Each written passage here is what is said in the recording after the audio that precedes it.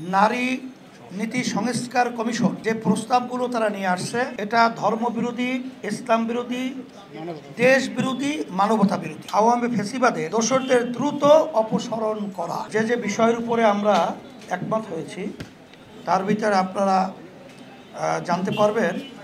১ নম্বরে আধিপত্যবাদ, সম্প্রসারণবাদ ও সাম্রাজ্যবাদ মুক্ত, স্বাধীন, সার্বভৌম, টেকসই, কল্যাণকর বাংলাদেশ রাষ্ট্র গঠনে জাতীয় ঐক্য গড়ে তোলা। ২. দুর্নীতিবাজ, সন্ত্রাসী, খুনি ও টাকা পাচারকারীদের দ্রুত বিচারের আওতায় এনে দৃষ্টান্তমূলক শাস্তির ব্যবস্থা করা। ৩. ভোটাধিকার সহ সকল নাগরিক অধিকার ও মানবাধিকার রক্ষায় জাতীয় ঐক্যমত্য গড়ে তোলা।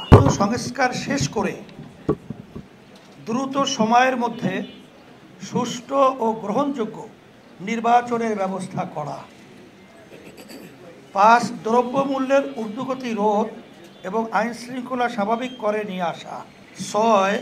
আওয়ামী ফ্যাসিবাদ বিরোধী সকল শক্তি দেশ পুনর্গঠনে ঐক্যবদ্ধভাবে কাজ করা। ৭.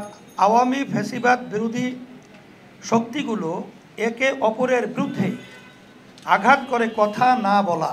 ৮. আগামীতে যাতে আওয়ামী লীগের মতো আর কোনো ফ্যাসিবাদী শক্তি ক্ষমতায় আসতে না পারে সে ব্যাপারে ঐক্যবদ্ধ থাকা। ৯. দেশের স্থায়ী শান্তি ও মানুষের মুক্তির লক্ষ্যে পর্যায়ক্রমে সংবিধানে বিদ্যমান শরিয়া বিরোধী আইন বাতিল এবং ইসলামসহ সকল ধর্মের প্রতি অবমাননাকর বক্তব্য পরিহার করা।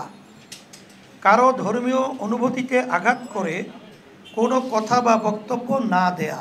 ১০. প্রশাসনে এখনও বিদ্যমান আওয়ামী ফ্যাসিবাদের দোষরদের দ্রুত অপসারণ করা। ১১. রাজনৈতিক স্থিতিশীলতা, কার্যকরী সংসদ ও জনমতের সঠিক প্রতিফলনের লক্ষ্যে জাতীয় সংসদ নির্বাচনে সংখ্যানুপাতিক নির্বাচন পিআর পদ্ধতি চালুর লক্ষ্যে ব্যাপক কার্যক্রম গ্রহণ করা। আর সাথে আমাদের আরও একটা আলোচনা এসেছে, বর্তমানে যে নারী নীতি সংস্কার কমিশন যে প্রস্তাবগুলো তারা নিয়ে আসছে এটা ধর্মবিরোধী, ইসলাম বিরোধী, দেশ বিরোধী, মানবতা বিরোধী। এর ব্যাপারে আমরা ঐক্যমত পোষণ করেছি। এই সংবিধান এই কমিশনকে বাতিল করতে হবে এবং তাদের এই প্রস্তাবকে বাতিল করতে হবে।